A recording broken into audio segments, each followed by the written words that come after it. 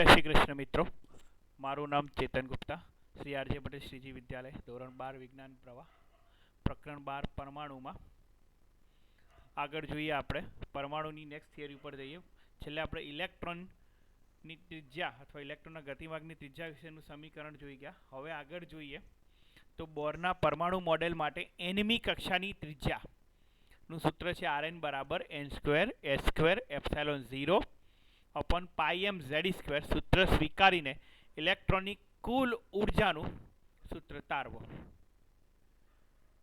શું કરવાનું? ફરીથી બોરના પરમાણુ મોડેલ માટે nમી કક્ષાની ત્રિજ્યાનું સૂત્ર છે Rn બરાબર n²h²ε0 अपॉन પાઈ એમ જેડ સ્ક્વેર. આ સૂત્ર આપણે સ્વીકારવાનું છે ને ઇલેક્ટ્રોનની કુલ ઊર્જાનું સૂત્ર આપણે મેળવવાનું છે.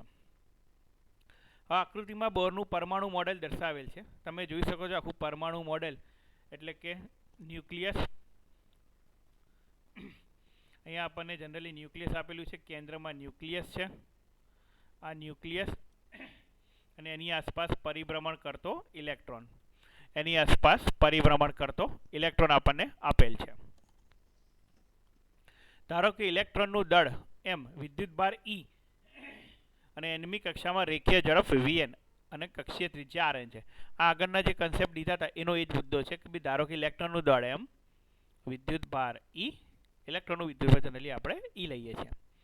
nમી કક્ષામાં રેખીય ઝડપ vn અને કક્ષીય ત્રિજ્યા Rn છે. અહીંયા કક્ષીય ત્રિજ્યા બી આપી દીધી છે આપણને, રેખીય ઝડપ, ઇલેક્ટ્રોનનું દળ, વિદ્યુતભાર E અને કઈ કક્ષા છે તો nમી કક્ષા. હવે ન્યુક્લિયસનો ધન વિદ્યુતભાર Ze છે, જ્યાં Z એ તત્વનો પરમાણુ ક્રમાંક છે. ન્યુક્લિયસનો ધન વિદ્યુતભાર Ze છે, જ્યાં Z એ તત્વનો પરમાણુ ક્રમાંક છે. ઇલેક્ટ્રોનને ન્યુક્લિયસની આસપાસ વર્તુળાકાર ગતિ કરાવવા જરૂરી કેન્દ્રગામી બળ. ઇલેક્ટ્રોનને ન્યુક્લિયસની આસપાસ વર્તુળાકાર ગતિ કરાવવા જરૂરી કેન્દ્રગામી બળ ઇલેક્ટ્રોન અને ન્યુક્લિયસ વચ્ચેનું કોલંબીય આકર્ષણ બળ પૂરું પાડે છે. આગળનો કન્સેપ્ટ જે હતો એ જરૂરી કેન્દ્રગામી બળ F બરાબર K. તમારું કુલમનું સૂત્ર છે Q1 Q2 अपॉन R² અને એના બરાબર આપણે શું લઈ લઈએ છીએ mv² upon R, mv² upon R. બરાબર. બંને બાજુથી R કેન્સલ કરી નાખો, બંને બાજુથી R કેન્સલ કરી નાખો. K ની કિંમત આપણે મૂકી દઈએ તો K ની કિંમત શું થાય તો 1/4 પાઈ એપ્સાઇલોન 0. તો તમે જોઈ શકો છો 1/4 પાઈ એપ્સાઇલોન 0 K. Q1 એટલે Ze અને Q2 એટલે બીજો વિદ્યુતભાર આગળ જોઈ ગઈ એ પ્રમાણે E અને છેદમાં R². બંને બાજુથી એક એક Rn ઉડાડી દઈએ આપણે તો છેદમાં અહીંયા R જ વધે અને અહીંયા mv². સમજો, સરસ કન્સેપ્ટ છે. હવે ગતિ ઉર્જામાં સૂત્ર બનાવવું હોય તો 1/2 mv², 1/2 ગુણી નાખ્યો તો અહીંયા 1/2 માં 4 છે, 4 ની જગ્યાએ બની જશે 8. એટલે તમારું ગતિ ઉર્જાનું સૂત્ર તૈયાર થઈ ગયું 1/2 mv² બરાબર Ze² 8 પાઈ એપ્સિલોન 0 Rn. એટલે ગતિ ઉર્જા K બરાબર 1/2 mv² બરાબર K લઈ લો તો Ze² अपॉन 8 પાઈ એપ્સિલોન 0 Rn. Ze² अपॉन 8 પાઈ એપ્સિલોન 0 Rn. અને સ્થિતિ ઉર્જાનું સૂત્ર છે U બરાબર K Q1 Q2 upon Rn. કોઈની પણ સ્થિતિ ઉર્જા કેટલી હોય તો K Q1 Q2 upon Rn. ફરીથી K 1/4 પાઈ એપ્સિલોન 0. Q1 ની કિંમત મૂકી દીધી આપણે મિત્રો અહીંયા. આ Q1 Q2 એટલે Z² अपॉन 4 પાઈ એપ્સિલોન 0 Rn. આમ ઇલેક્ટ્રોનિક કુલ ઉર્જા E નું સૂત્ર આપણે 11મા ધોરણ પ્રમાણે જોઈ લો. ગમે તે કે ભાઈ K બરાબર E બરાબર K ગતિ ઉર્જા વત્તા સ્થિતિ ઉર્જા. હર હંમેશા આનો જ ઉપયોગ કરીએ છીએ. En બરાબર ગતિ ઉર્જા વત્તા સ્થિતિ ઉર્જા. બરાબર. હવે સમીકરણ નંબર 1 અને 2. 1 એટલે તમારી ગતિ ઉર્જા, 2 એટલે તમારી સ્થિતિ ઉર્જા. એનું સૂત્ર મૂકો અંદર. અને બીજું સાથે સાથે Rn બરાબર n²h² એપ્સિલોન 0 अपॉन પાઈ એમ Ze² બી મૂકીએ. બરાબર. એટલે એક સ્ટેપ આપણે થોડું વધારે અહીંયા લઈશું.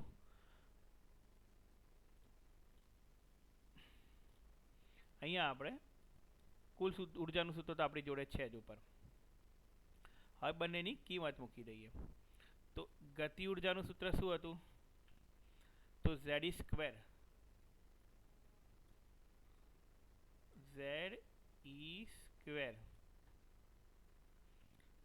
upon 8 pi epsilon 0 Rn upon 8 pi epsilon 0 Rn.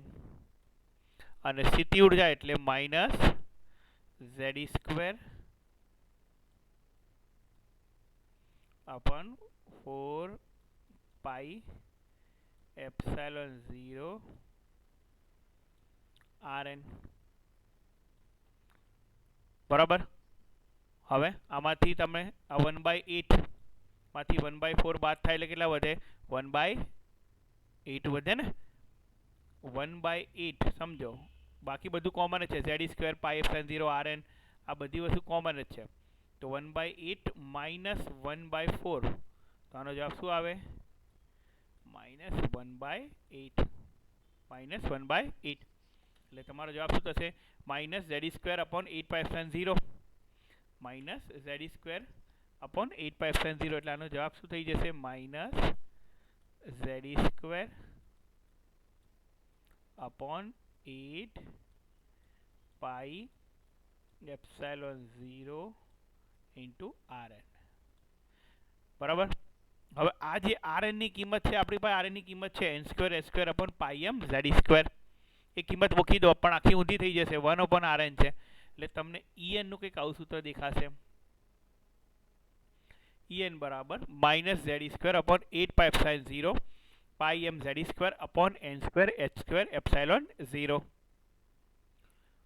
હવે બધું ભેગું કરીએ તો પાઈ પાઈ ઉડાડ નાખો એટલે સામે આપણે અહીંયાથી પાઈ ઉડાડ નાખીએ એટલે કે m z² e⁴ 8n² h² epsilon 0 8n² h² epsilon 0 h² epsilon 0 square એટલે En ચલે છે -Z² upon n².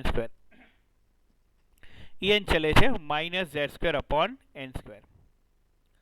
બરાબર. બાકીના પદો બધા અચળ છે એટલે ચલે છે નિશાની દૂર, ચલે છે ની નિશાની આપણે મૂકી શકીએ.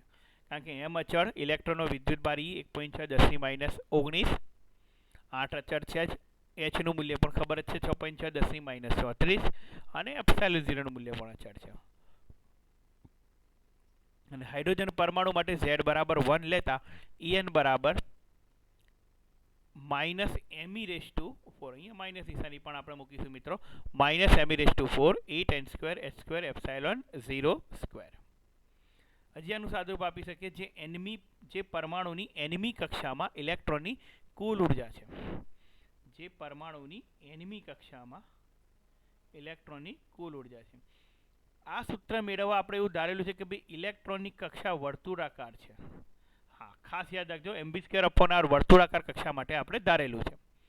હવે સમીકરણ નંબર 4, જે આગળનું જે સમીકરણ છે me² 8n² h² epsilon 0, એમાં આપણે બધી જ કિંમતો મૂકી દઈએ, m ની, e ની, h ની, epsilon 0 ની. બરાબર. બધી કિંમતો તમને ખ્યાલ જ છે. ઇલેક્ટ્રોનનું દળ 9.1 ગુણ્યા 10 ની -31 kg. પછી ઇલેક્ટ્રોનનો વિદ્યુતભાર 1.6 10 ની -19, એપ્સિલોન 0 8.85 ગુણ્યા 10 ની -12. હું એને SI લખી દઉં છું, કુલમ સ્ક્વેર પર ન્યૂટન મીટર સ્ક્વેર, પણ આપણે અત્યારે SI લખી દઈએ છીએ. અને h નું મૂલ્ય 6.6 10 ની -34, 6.6 ગુણ્યા 10 ની -34 JS જૂલ સેકન્ડ. બરાબર.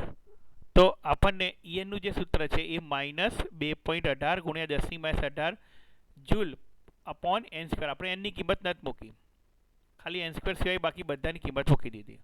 હવે આ જૂલમાં છે, ઇલેક્ટ્રોન વોલ્ટમાં ફેરવી દઈએ તો 1 ઇલેક્ટ્રોન વોલ્ટ બરાબર 1.6 ગુણ્યા 10 ની -19 જૂલ.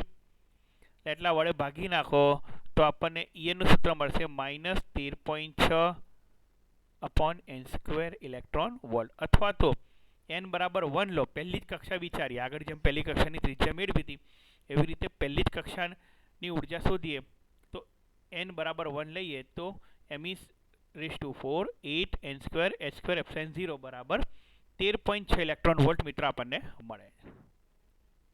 બરાબર. જે કુલ ઉર્જાનું ઋણ મૂલ્ય સૂચવે છે કે ઇલેક્ટ્રોન ન્યુક્લિયસ સાથે બંધાયેલો છે. ઇલેક્ટ્રોન ન્યુક્લિયસ સાથે બંધાયેલો છે.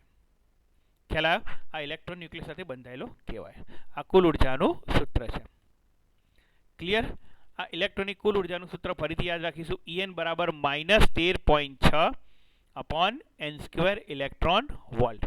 ફરીથી -13.6 n સ્ક્વેર ઇલેક્ટ્રોન વોલ્ટ. સારું મિત્રો, આટલે સુધી રાખીશું આ ઇલેક્ટ્રોનની ઉર્જાનું સૂત્ર. નેક્સ્ટ લેક્ચરમાં આપણે બોર મોડેલની સફળતા અને નિષ્ફળતા વિશેની વાત કરીશું. જય શ્રી કૃષ્ણ.